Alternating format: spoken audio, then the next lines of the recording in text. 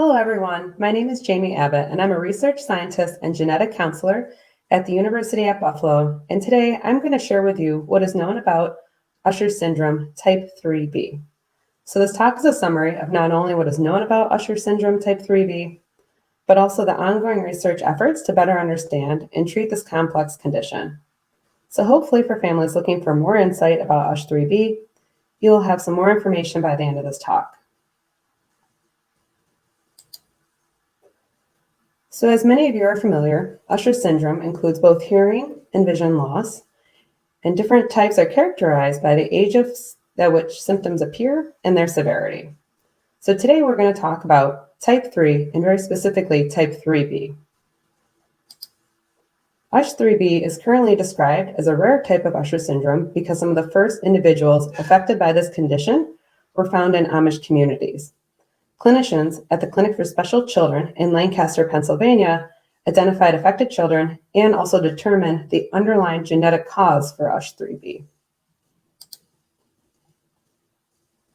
Children affected by Usher 3B were originally described as having symptoms that included onset of hearing at an early age, or onset of hearing loss at an early age, visual impairment in childhood, and diffuse pigmentary speckling of the retina, known as retinitis pigmentosa. Ataxia and impaired balance and coordination was also a part of this, which all fits with what we call Usher syndrome. However, some patients had additional symptoms, such as vivid hallucinations, with the onset of acute illness, such as fever. These acute episodes were reported to be fatal for a few patients and thought to be due to cardiac issues. However, clinicians were unable to discover any cardiac defects for these patients. The clinic was able to identify the underlying genetic cause for Usher syndrome type 3B as a single genetic change or a mutation on chromosome 5 of the HARS gene. The HARS gene encodes for a protein called histidyl-tRNA synthetase, or HARS for short. The genetic mutation causes a change in the protein called Y454S. We all have 2 copies of the HARS gene, and for someone to be affected by Usher 3B, they must have the mutation in both copies of the HARS gene, which means that Usher 3B is inherited in what is called an autosomal recessive mode, meaning that both parents have to be carriers, having a mutation in only one copy of the HARS gene. When both parents are carriers of the HARS mutation, there is a 1 in 4 chance, or 25% probability, a child does not inherit the HARS mutation from either parent, so this child would be unaffected. And a 1 in 2 chance, or 50% probability, that they have a child that is a carrier, and a 1 in 4 chance, or 25% probability, that a child inherits the mutation from both parents and would be affected with Usher 3B.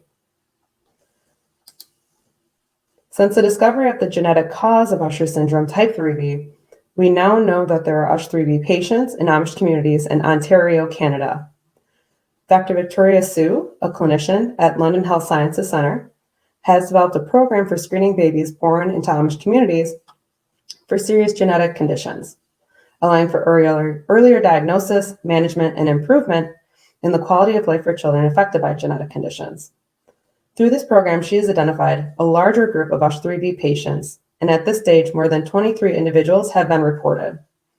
This program has also expanded to include carrier screening for parents, and in working with these parents, Dr. Sue has come to better understand the symptoms and progression of Usher 3B, which I will share with you today. So Usher 3B individuals still experience sensorineural hearing loss, diagnosed in most cases by 3 years of age, and children have shown to have good responses to hearing aids and cochlear implants. And progressive loss of vision starts in childhood, but no individuals have been reported to be permanently blind or have complete vision loss. Ataxia or impaired balance and coordination is also common. And with a larger cohort of patients, it has been found that the episodes of acute illness can actually cause serious health complications. So when Usher 3B individuals are sick from either a viral or bacterial infection and they have a fever, they do experience acute deterioration of vision and hearing, hallucinations, and even behavioral disturbances such as agitation. These acute episodes during illness have occurred for many USH3B patients, and life-threatening illness can actually develop and is caused by acute respiratory distress syndrome, or what is called ARDS, which is fluid buildup in the lungs. So this is not due to cardiac issues as previously thought. So it's important that when USH3B individuals have an infection, that they seek medical attention to properly manage ARDS when it occurs.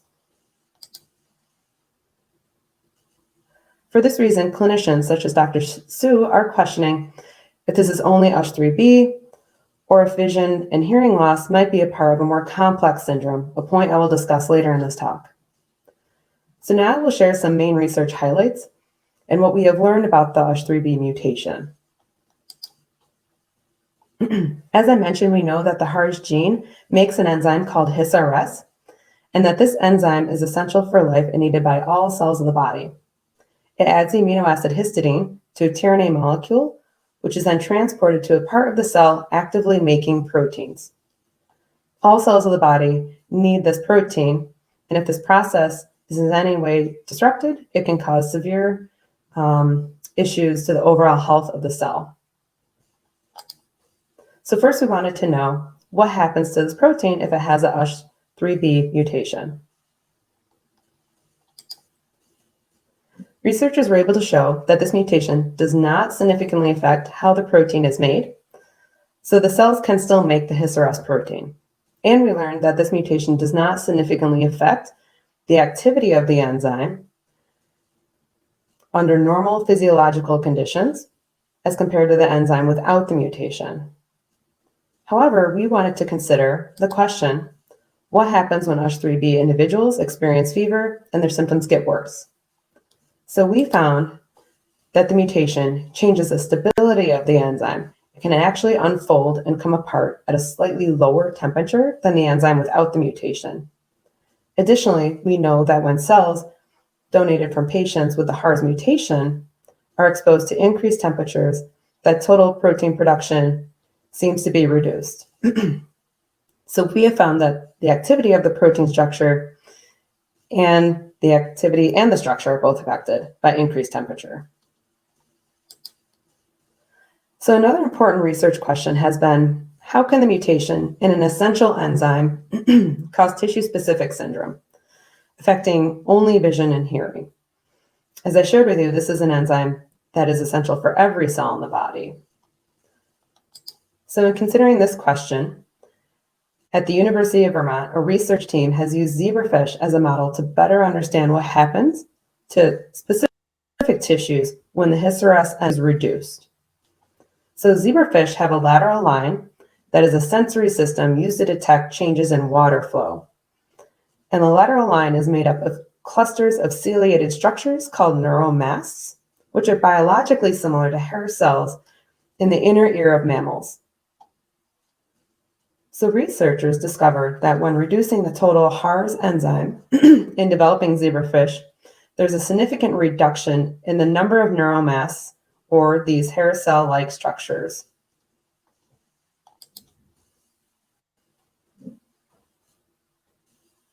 Zebrafish have also shown that eye development is significantly affected. By reducing the HARS protein levels, the zebrafish eye is much smaller and retinal development is compromised. This smaller eye is similar to what's been observed in USH3B patient retina. Overall, there's a thinning of the retina, or retinopathy, not retinitis pigmentosa as previously described.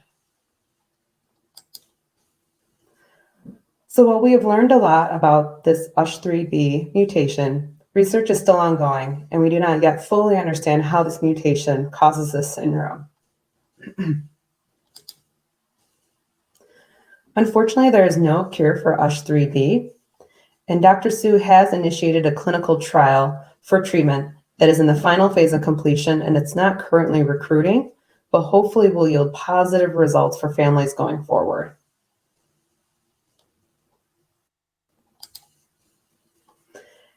We think it is worth revisiting if this genetic condition is truly Usher syndrome, It does involve hearing loss and vision loss, but the symptoms are more complex and unique.